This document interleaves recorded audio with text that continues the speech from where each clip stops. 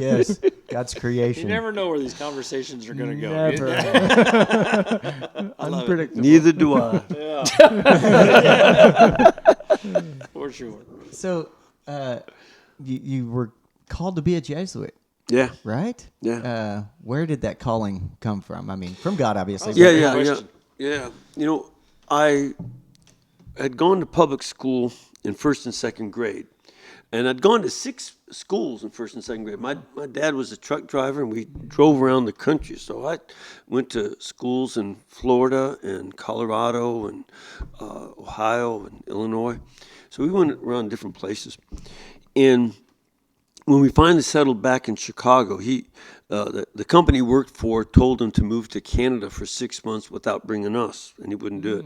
So we settled back in Chicago, where we came from, and went to Catholic school for the first time. You know what tuition was in those days? $2 a month. Oh my goodness. Now, and that was still hard for my parents to pay, but they knew it was worthwhile. So they sent us to Catholic school. And we, while I was getting ready for my first Holy Communion in third grade, I, just felt, that's just before receiving our first communion, that's when I first felt the call to be a priest. The sisters and priests were really good. Now, I could tell that they loved us in a way different than the public school teachers, who were not bad, and they were good teachers. I really had a lot of respect for my, grammar school teachers in public school, and they did a good job. But there was another quality that the sisters and the priest in the parish brought that I had not seen before, and it wasn't something I could name. You just had a sense of it, and it's not as if they were all, "Oh, you sweet kids." No, it Very was. tough. I always talked about how we had 50 kids per class. 50 to 55. 55 was the limit. And we had 4 classrooms per grade. Wow. And this was, post-war baby Packed boom. house. Wow. And, this is just a parish school. I think we had about 1,200 kids Wow. in the school, between 11 and 1,200 60s? kids. Early No, 60s? 50s. Oh, 50s, yeah. This is in the right. 50s. And I'm old. Yeah, well, I was just thinking First Communion and... That was 1958. I made my first communion. Amen. And it was really cool. I still have 2 buddies that I made first communion with. We're still friends after all these 64 years. Oh, that's awesome. Yep, it's really great. And at any rate, that's when I felt my vocation, and I never changed my mind. Up until then, the only thing I wanted to be was a cowboy. Okay. I just loved cowboy. I loved Colorado more than any place my we goodness. lived. Yeah.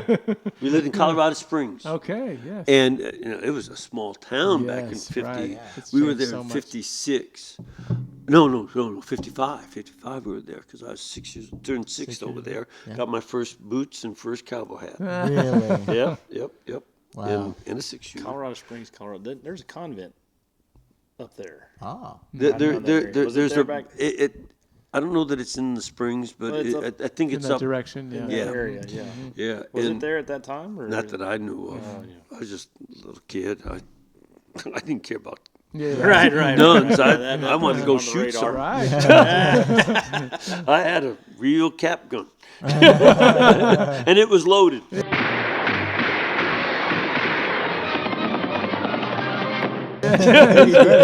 You'll shoot your eye out, kid.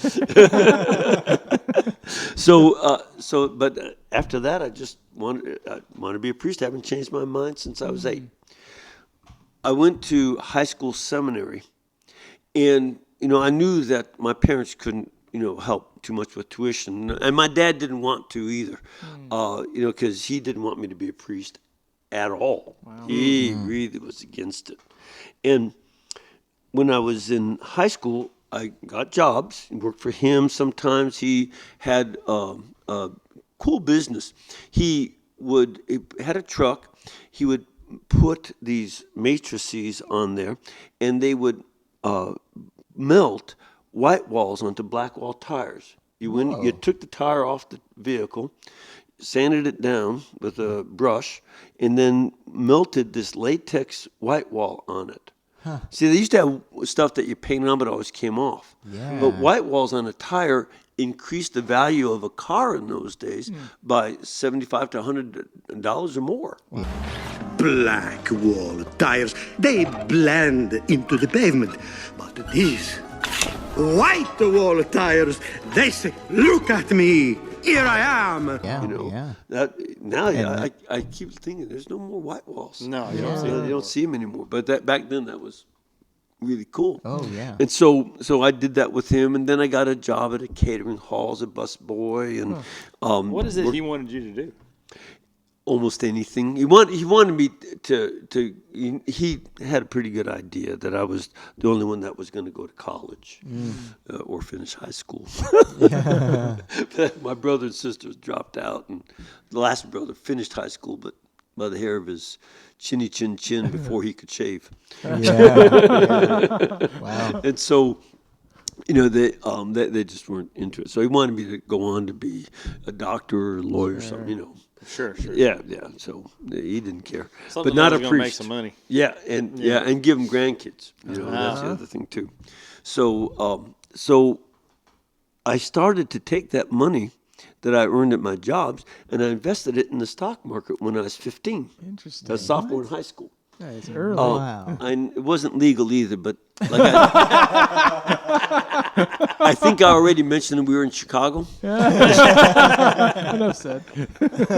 and I knew a banker at the parish, and I said, "Well, could you buy stock for me?" He said, "Well, I can, but you're not going to sue me if you lose the money." I said, "Nope. If I lose the money, I lose it, but Yeah. I just need to help to buy it." So I bought stock, and you know, like the first stock I bought later on went from $50 investment to $550 investment. wow. So it did okay. Well, Yeah. I spent time. I would read the stock market reports.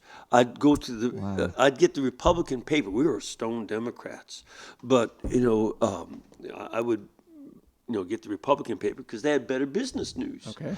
And I'd read about the different companies, look at the ratio between price of stock and dividend payment, you know, just measuring that, and just check stocks for a long time and then buy it. And so, Yeah. and in 15 fact, years old. as a junior in high school, I won second prize in the school science fair for my exhibit on how the stock market works. Wow. Yeah, so that was kind of cool. Yeah. And so I was into it, and I got other guys involved in. We were investing in stock, including one of these guys that I grew up with. You know, really? he Yeah. bought stock with me in National Tea, which later on became some of the Publix. Publix, United yeah. it was bought out by Publix and some other routes and a few others. Wow. At any rate, as a junior, though, right when I was doing that science thing, I began to realize I'm really focused on the stock market stuff. And I began to be afraid that I was going to be so focused on my stock portfolio that I would neglect my priestly mission. Amen. I thought that was going to be, and I said, I don't know that I'm strong enough to be a diocesan priest, because I was in the. See, I started in the diocesan seminary when I was 14. Yeah. High school seminary. Yeah. Gosh. High school seminary during Vatican Council. Well, the council yeah, was still that- going on. Right. Sure. You know, in '63 And when what I did you mean started. by not strong enough?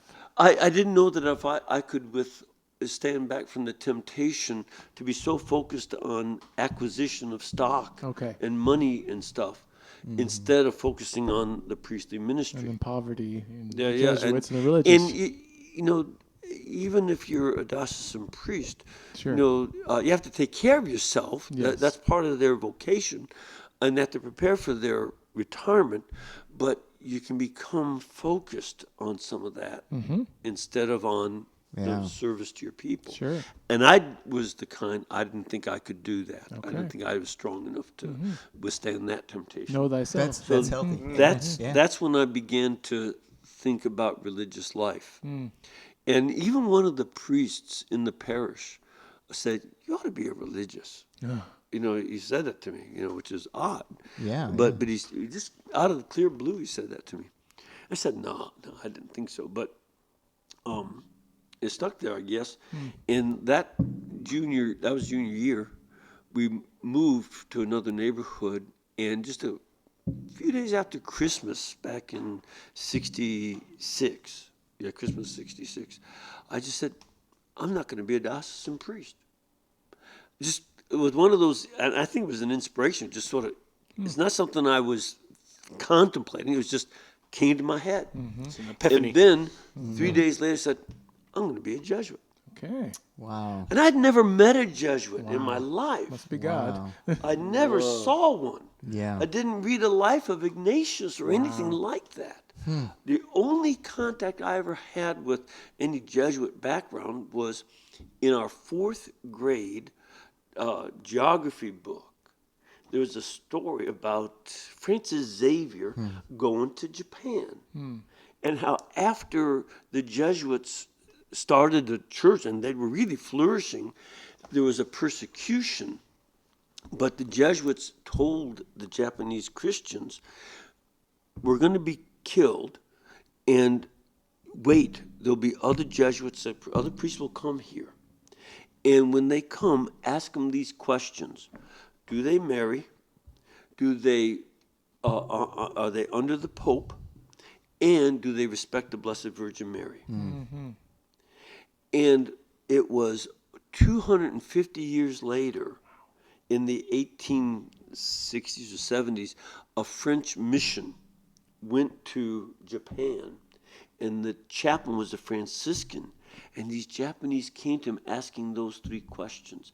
They had passed it on Wow, that long. Yeah, 250. 250 years Incredible. without contact from the West. Wow. And there were some 12,000 Catholics down in the south of Japan, Yeah.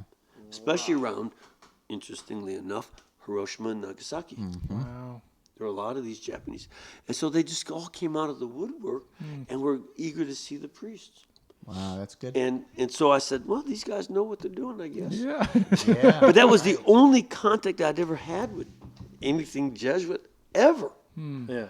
And so then I began this process of investigating the society and, writing to the vocation director, getting some literature and all that. I finished high school at the Diocesan Seminary, and I applied as a senior, but the society postponed me. They wanted me to go to a Jesuit school for a year. So I went to Loyola University in Chicago. And Some of the greats were postponed. St. Thomas Aquinas. yeah. So it worked.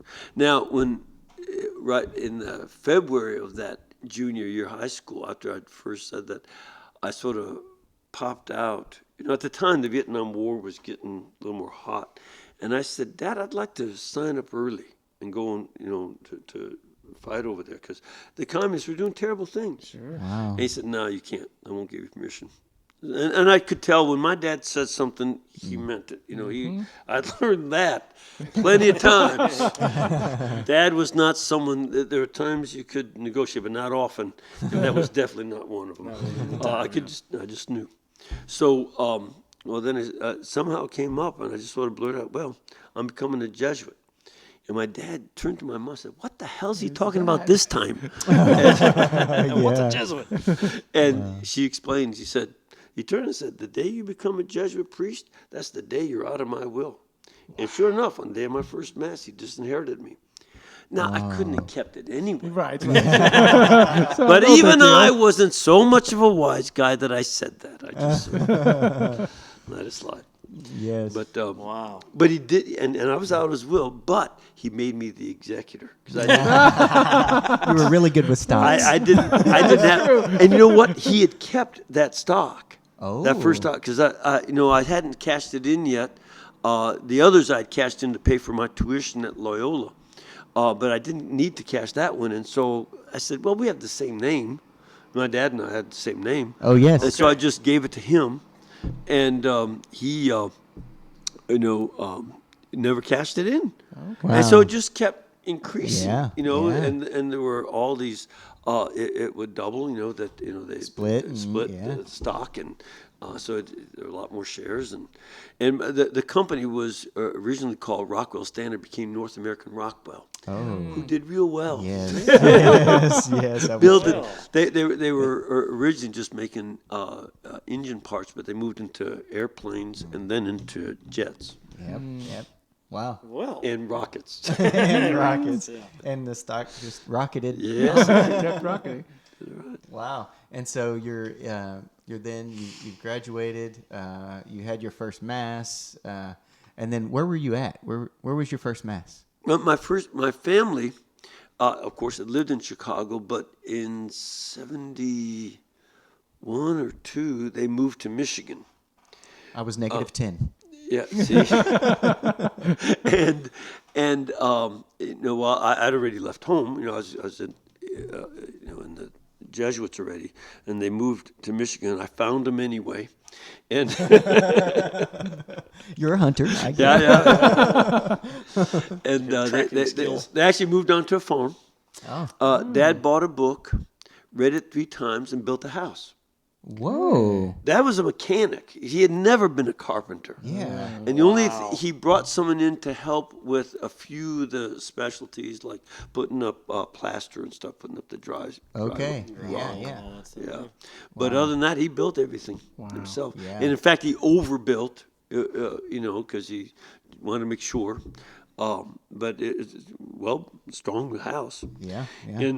And of course, Mom told him how the kitchen and everything was going to be. Of course. But they and he tried raising cattle. He couldn't make any money, but he went back to what he was good at, and that was selling cars.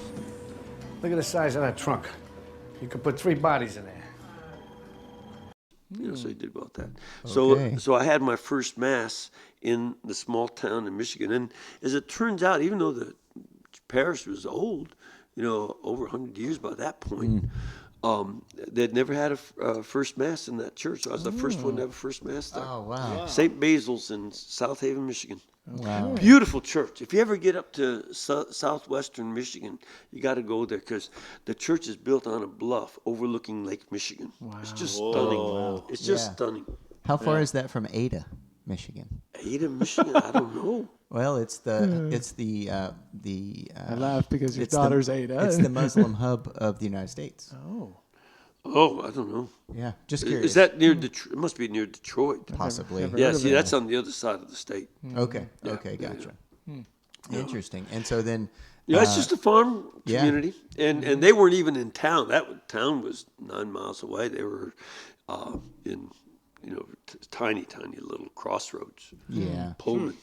Yes. Yes. And so then you moved into where'd you go from there? I'm just curious. first- Oh assignment yeah. My first Jesuits yeah, are adventurous.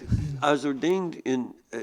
I was actually the youngest Jesuit priest in the order at that time. I was, you know, I entered in '68 into the society, and you know I was in high school during the council, so you can imagine that there's a lot of turmoil going on in the church, and I would characterize things this way.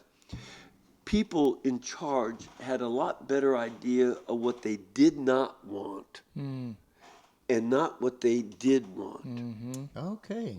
That was a characteristic of the church in those days. Yeah. And that was true with our course of studies. They knew they didn't want the old course, but they didn't know what exactly they did want. And they experimented in a lot of ways on me. Yeah. and my classmates. Sure. Yeah. And I oftentimes compare that period to the way I used to go to my buddy, again, one of these 3 guys, my buddy Ed Sika's house.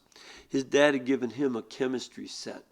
And I'd go in there and look at those chemicals and try mixing a few of them, hoping for an explosion, but always ending up with a gray mess. Never got the explosion. That's what happens when you mix all the colors together. It's just That's great. it. That's it. So you're characterizing that as how the church was at that time. Yep. That's, you know, that they would, you know, hope for an explosion of vocations and evangelist, but you just sort of got this bland mess. And so I kept doing whatever they told me. And when I was, 26, the rector of the seminary said, I don't know how you did it, but you're done. Oh, You finished this is your last course. You finished. wow. And I said, well, I just did what you told me. Why did you put that weapon together so quickly, Governor? You told me to, Drill Sergeant. Obedience. For once. Yeah. And so, Okay. so they ordained me. And everybody was really surprised because I was so young. Usually our guys were in you were 32, young. 33. And here I was 26. It is young. And so I got ordained. And at the same time, one of the Jesuits had proven himself to be fairly incompetent at teaching in one of our high schools. And the only other Jesuit in the theology department had been transferred to a different high school to be the principal. So there were no Jesuits in the theology department. And this is when the vocation crisis was starting to be a little bit of a crunch. Okay. Wasn't real bad yet, but the crunch was on. And the provincial kind of panicked, said, we can't have a theology department at one of our premier high schools without a Jesuit in it. Pacwa, you go. And so they sent me, and I didn't want to do that. Oh, yeah.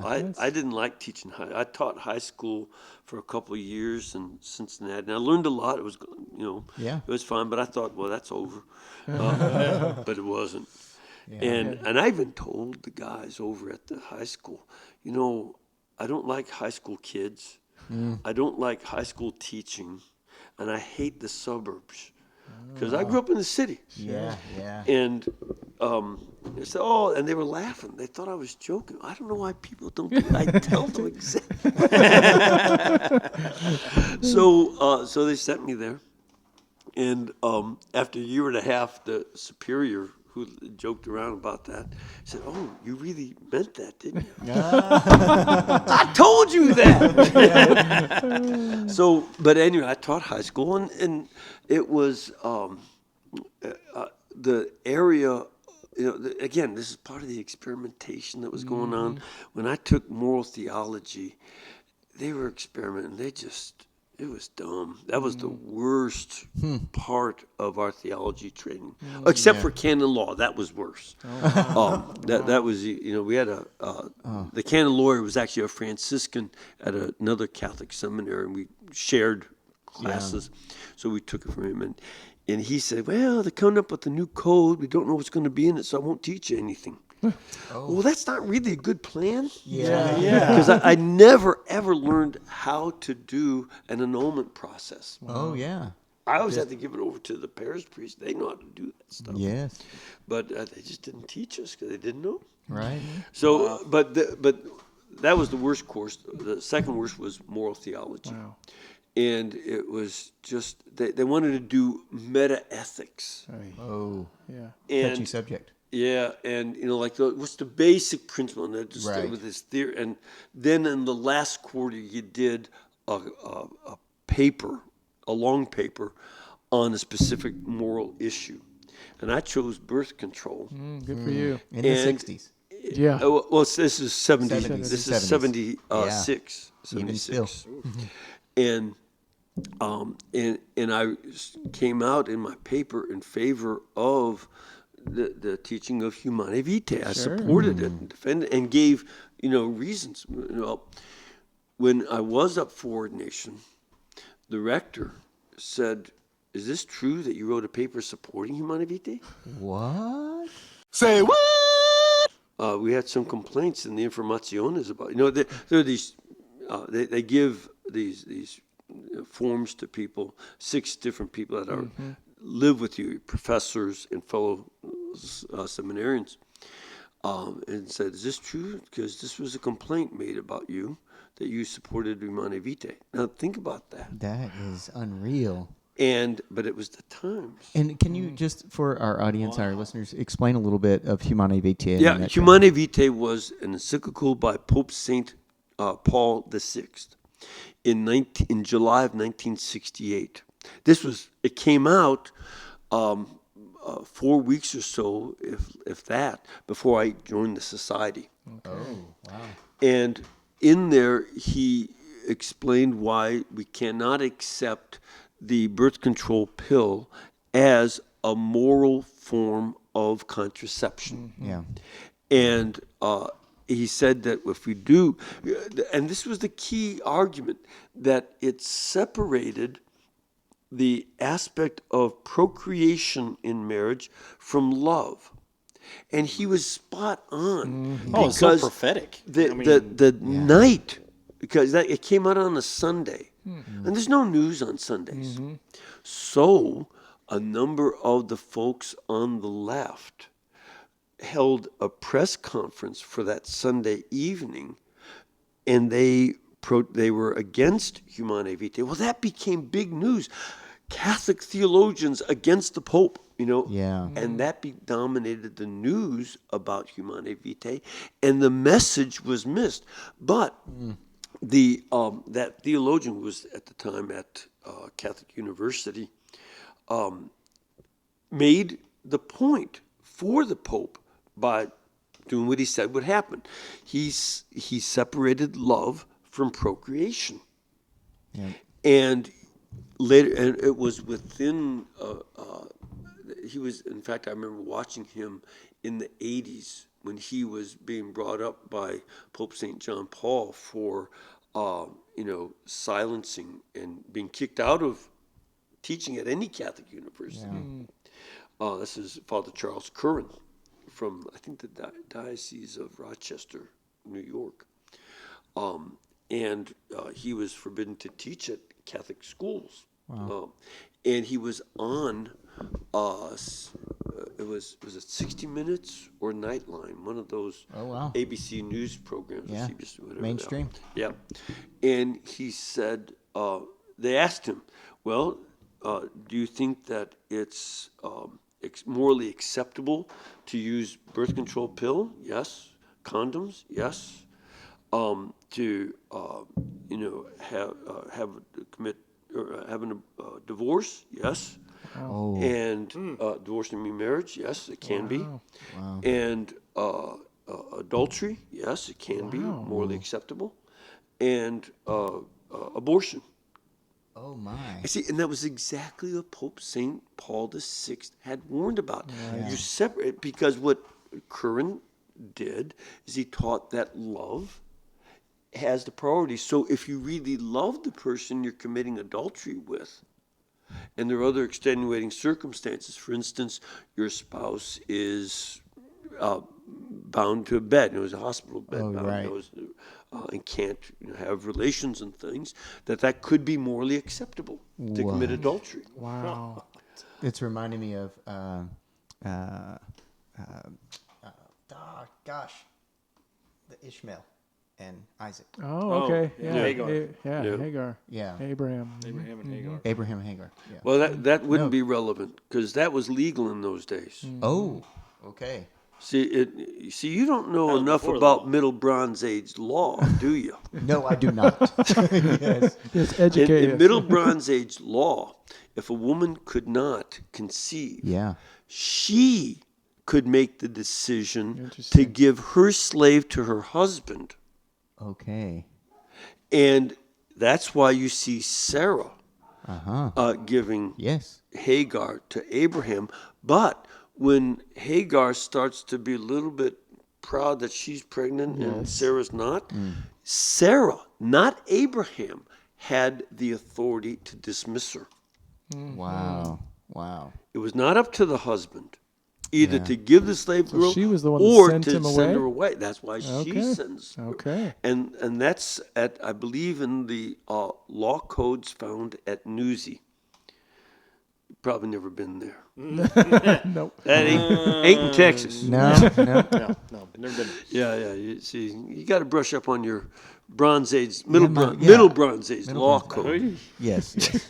I'm still trying to brush up on Texas law. Yeah, I know it. And stay within it. Or stay out of it. Yeah. we'll stick within the bounds of it. Yeah. Well- Within the boundaries, yeah. So that's different. But, in this case, it's, the part about in sickness and health, until death do you part, he was one to say, no, if there's love involved, it's okay. And fornication was okay for him. Wow. If you love. No, that's not really love. Yeah. I know what that is. Yeah. Gosh. And so, this The is opposite of truth. Yeah, and even abortion. And I remember being watching that interview Really? with one of my very liberal Jesuit friends. He said, "That's it. He's done."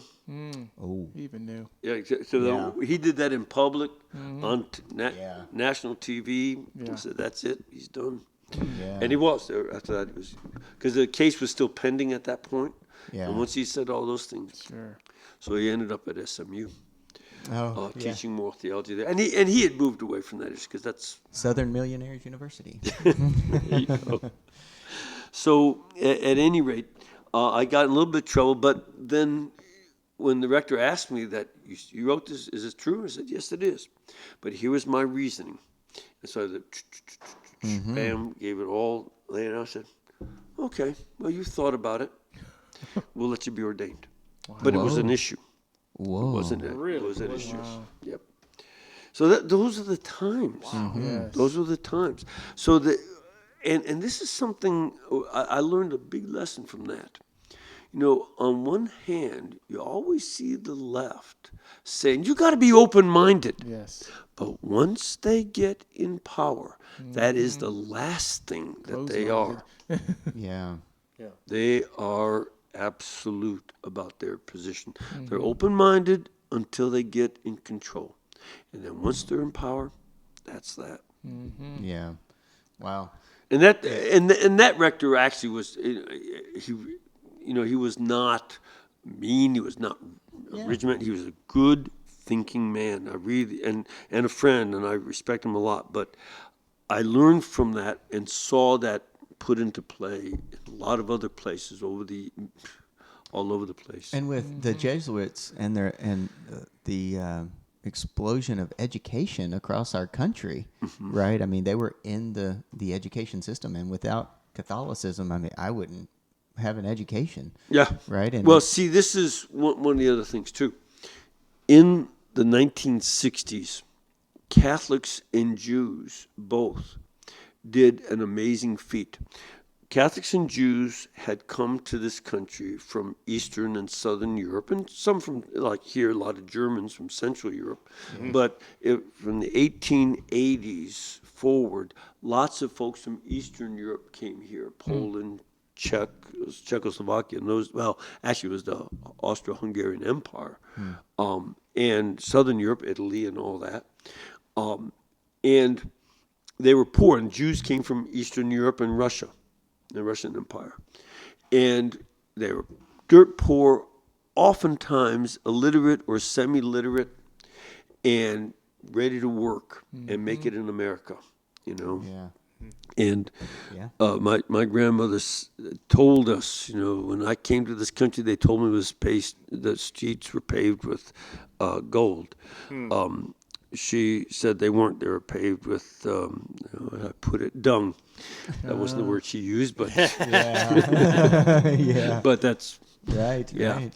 And so she would say it in Polish with vulgar word, but at any rate, she so they worked hard, Yeah. and the Catholic nuns and priests and brothers who got the schools going, and eventually a lot of lay people too, but it was mostly the religious and clergy.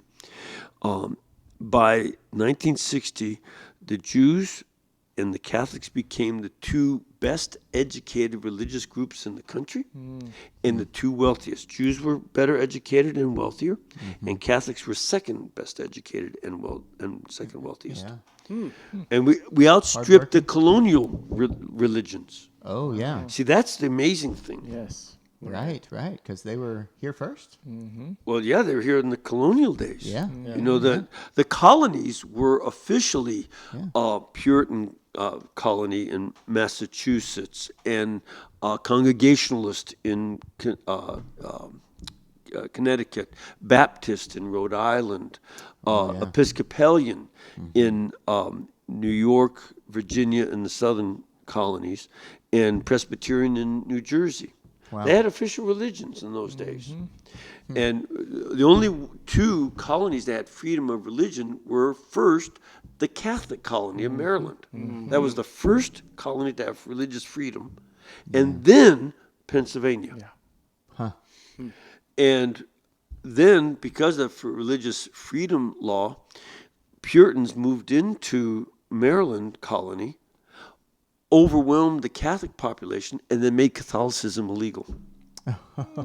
So the Catholics had to, that's why the first diocese was in Baltimore and Philadelphia. Wow. Yeah, wow. So that's an interesting history, you know, and following it through and how it affected your life as you were, you know, growing up and coming into your faith and getting out into the world, because that's the Jesuit thing to do, right? Is You've mentioned that you're starting your autobiography. I feel like we've gotten a good preview of it here. yeah, exclusively, right? I didn't give you the exciting parts either. You got to buy the book for that. Exactly. You know that. Matter of fact, I just started. I'm going to have a chapter about when I started hunting. I started hunting late. Yeah. Because in an earlier chapter of the book, I talk about when I was a novice. You know, way before ordination, my second year in novitiate was at an inner city parish. And I was working with a street gang, Mexican street gang in that neighborhood. And I got shot at 3 times, knifed at gun, or mugged at knife point. And a passerby saw it, and he said, "Stick him! Stick him!" What? I said, moving on. I like that idea. Muévete. But the guy didn't. He didn't stick me. Oh, man. But he had the knife point right in my side as he went into my pockets, and I had $10. Wow. In there. And it was actually something I was bringing over to the rectory because somebody had asked for a mass to be said. I didn't even have $10, you know. To yourself. No. So I gave that over for mass to be said. And they took that. They took it. Basically, Yeah. He took that. Your point here is that you went from the hunted to the hunter. Exactly. That is the story of my life right there. In Chicago, I was the hunted, and later on, I got to be the hunter. Well, and I remember you said when we were hunting, and you're kind of sharing some of this, you said, I moved from Chicago to Detroit for safety. That's how bad Chicago was for me, because I witnessed a friend of mine being murdered, and I had to leave town. Yeah. You know, because of that. That's when I started growing my beard. That was part of it. Yeah, haven't shaved it off since 1970. Wow. Yeah. Yeah, I saw some food in it. I could tell maybe that was from That was some tamales from Christmas of from the 70s. Saving it for later. I thought it was cool that they put you in a Catholic high school to teach, and you're like, oh gosh, what the heck's going on here? And you've been teaching ever since. Yeah. In your own well, way. see, that's one of the things too about God's providence. I really did not like high school kids. Yeah. I like them better now, but I couldn't really understand, because the high school I went to was a seminary, and there was a little bit of monkey business, but nothing, no bad mischief going. It just didn't happen.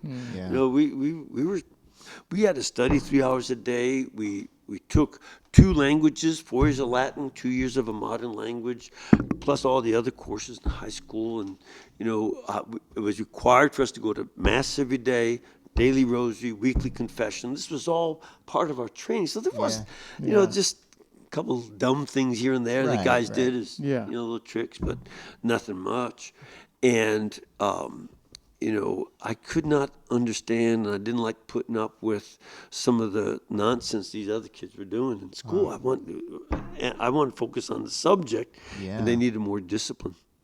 So, you know, it took me a while I like high school kids now. I taught a course last year, you know, during the COVID thing. This one high school couldn't find a teacher, so I did a course for a Catholic school in Atlanta on Western civilization.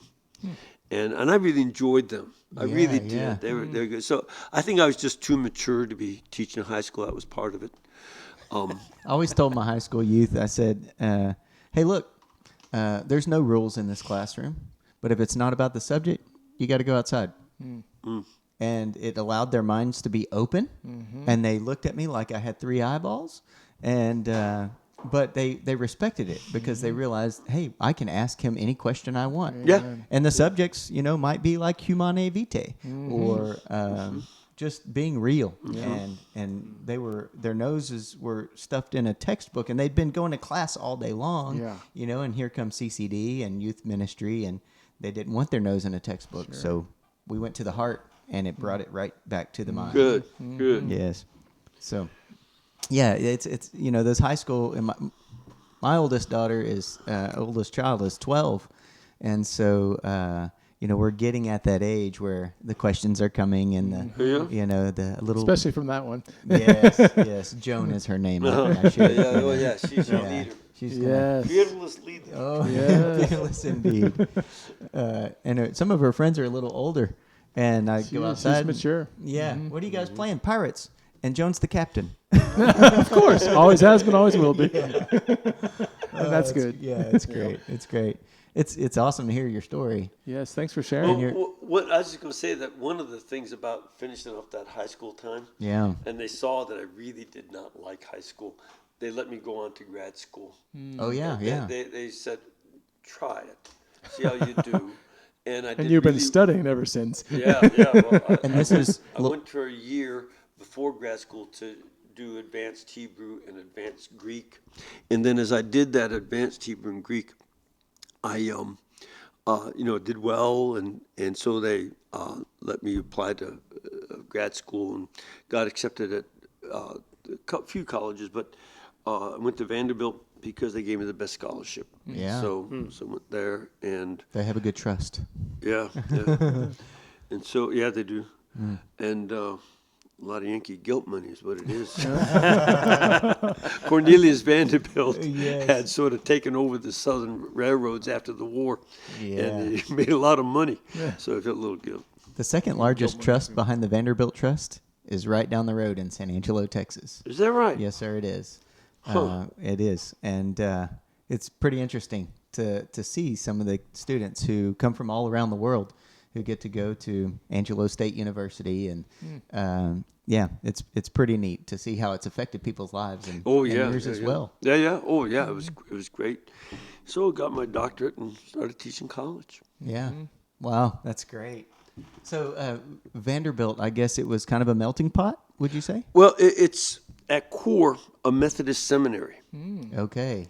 And it was a seminary when Cornelius gave $1 million back, I think, in the 1880s. Yeah. And to make it into a university. It was only the 5th university in the country to offer a PhD. Wow. So it was really early on. And but along with the seminary, in the same building, there's the Graduate School of Religion. And so I was in the Graduate School of Religion, and then but I taught the seminarians. I team taught a course in Old Testament because that's my field. Yeah. I team taught a course in Old Testament with my dissertation director. So he would do the classes on Monday and Wednesday, which was a couple hundred kids, undergrads and seminarians. And about 75, 80 seminarians. And then on Friday, he would take the undergrads and teach them, and I would teach the seminarians. Oh, yeah. One of the great things about having taught high school, as much as I had difficulty teaching, I learned to teach because those little boogers in high school are sitting there all day long looking for every chink in your armor. And you got to figure out a way to entertain them and teach well so they get it. Well, that was great preparation for teaching at university. Yeah. And I used to tell my colleagues that, in grad school, y'all should go teach at a high school before you take a university position so you learn how to teach. Right. Because by grad school, you are well acclimated to boredom. And you can get away with it. Exactly. In high school, you cannot. You cannot. You have to be on your teach you. And toes. so I would teach these seminarians, and I said, we would be hit or miss with Professor Harrelson's lectures.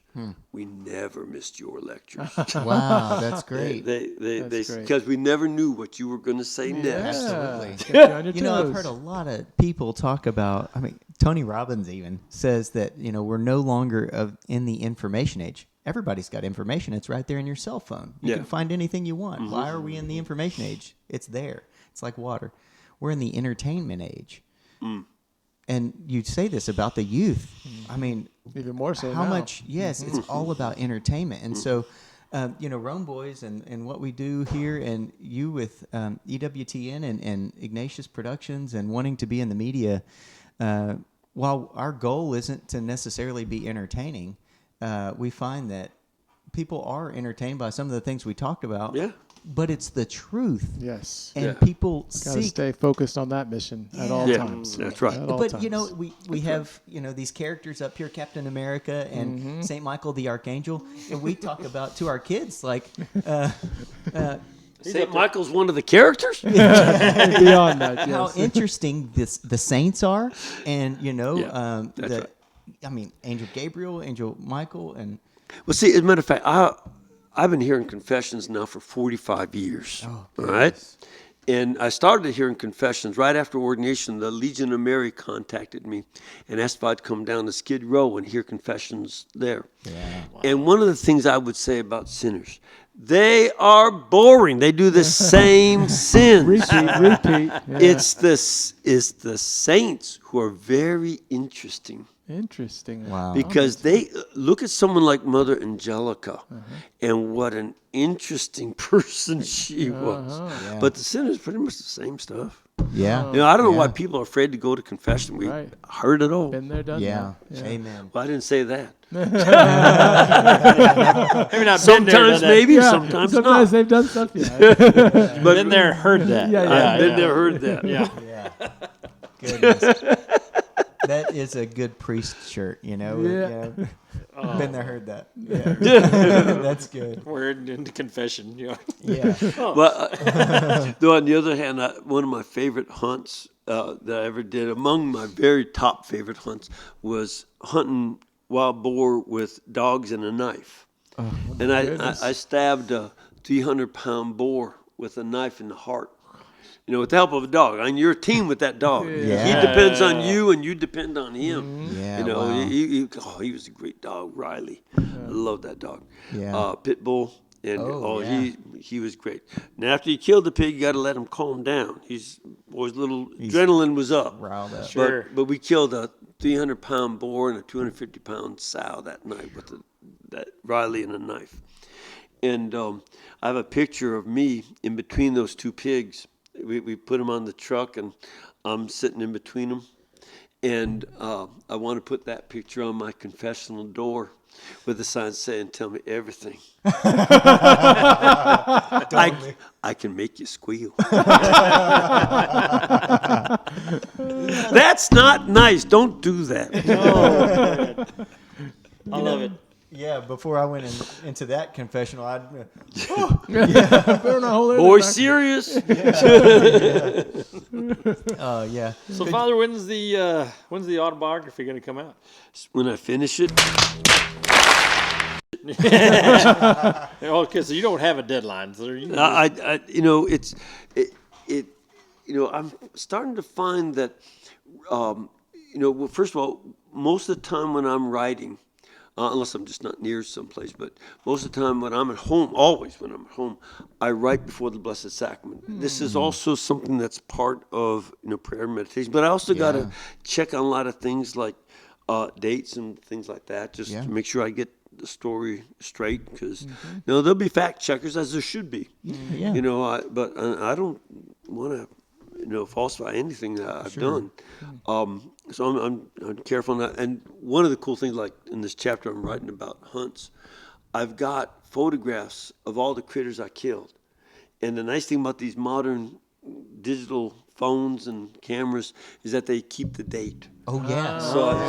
And over the years, I organized each year of hunt, I put into different files. So I've got it well organized. Nice. That's My great. room is a mess. My house is pretty bad. My office is awful.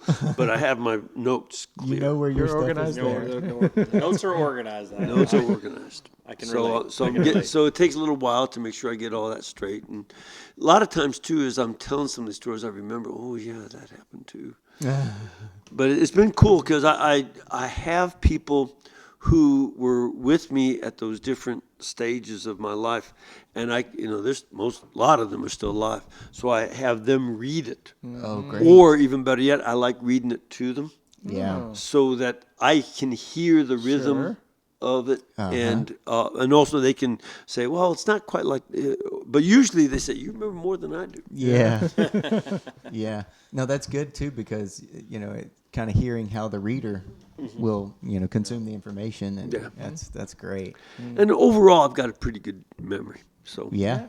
This is really healthy for you to do too, talk about it is. examination of conscience. And, Exactly. Yeah. That's why it's something that's also prayerful. Yeah. That It's like an icon, right? Like painting an See icon. how God has worked in your entire life and just be blown away by how great He is.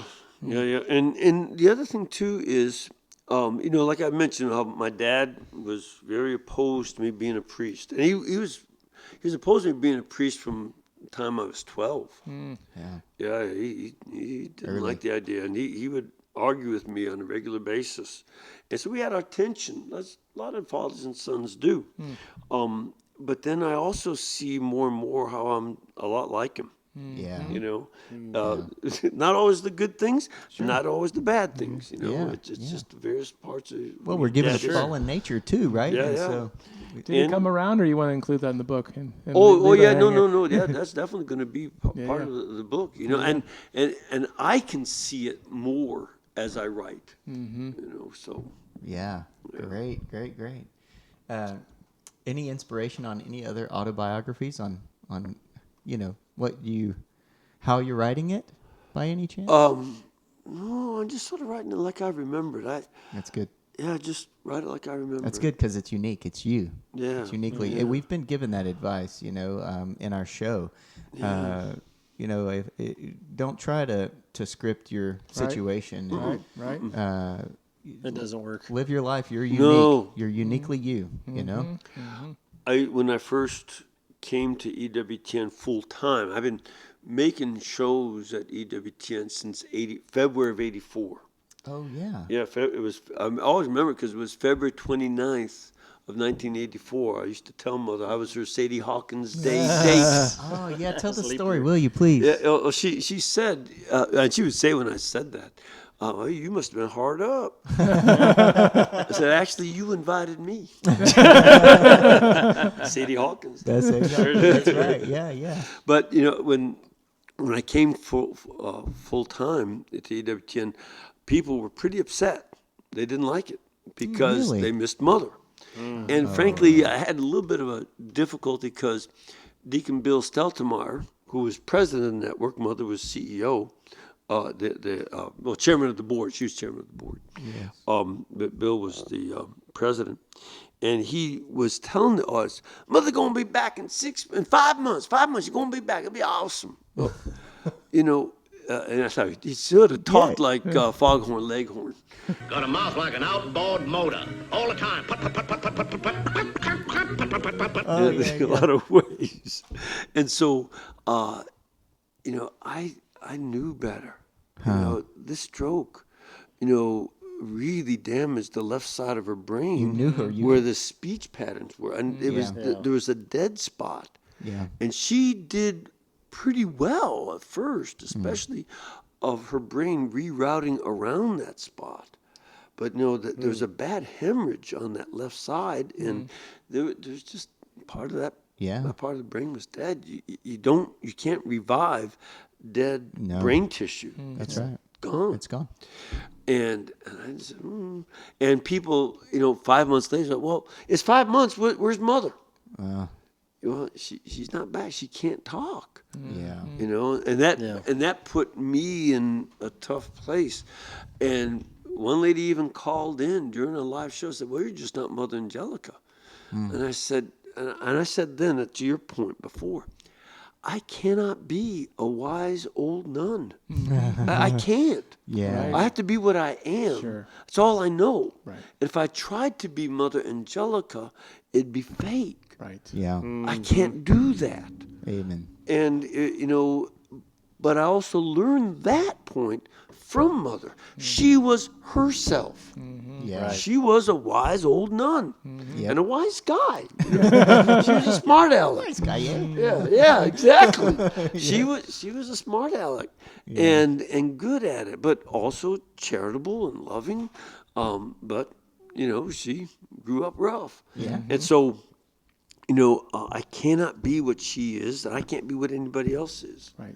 That's, I'd say it's worked out, Father. Oh, absolutely. and that's the way it goes. And you guys can tell that there's not too much difference from the way I am on Yeah. camera Yes, and yes. off. 100%. No. For better or for worse. You get what you get. No, I Worse think it's, sometimes. well, I'd say, look, it's. I think it's good for people to know that. I mean, because you don't have to put on a show, and you don't have to worry about being proper and holy on camera. It's just how you live your Be life. authentically Yeah. human. We went to the taxidermy as soon as you pulled into town, standing out in the middle of the only grocery store in this little area. And you said, "Hey, I got a bobcat in the truck. Can I go over to the taxidermy and drop him off?" And That is great. yeah, sure. So we move all the Lebanese food out of It was the underneath it. ice chest. So folks understand, I didn't cook it. I was helping out at a Maronite parish over in Louisville, Texas. Yep. And Lebanese women do not want you to go hungry. And secondly, they cook Lebanese style 3 times more than you can eat. Yes, that's the Just style. saying. It's good stuff. We ate well all week, or all the 2 days we were with you. Oh Yeah. man, it was great. It was some really good food. Yes. Yeah. But you went in and you brought the cat and you said to the taxidermist there, I strangled this cat, and he was like, "Really?" And he said, "Well, there's a story behind it. My boss, he's always listening." Yeah. So Yeah, Gotta watch how you tell it. Yeah. Yeah. You can't make it up. Bosses listen. that's right. And to my point, I mean, you are who you are. I mean, there was no camera rolling when we rolled up to the taxidermy there. That was fun. It's just who you are, and I really appreciate Again, it. for better or for worse. Yeah. For Father- sickness and health, and That's our side. Yeah. Yeah. Right. Well, Father, we really appreciate you being with us today. Thank you so It was much. my And pleasure. the last few days, I mean, this has been great. We've held you up enough. Well, thank you much. Thank you. I had a good time.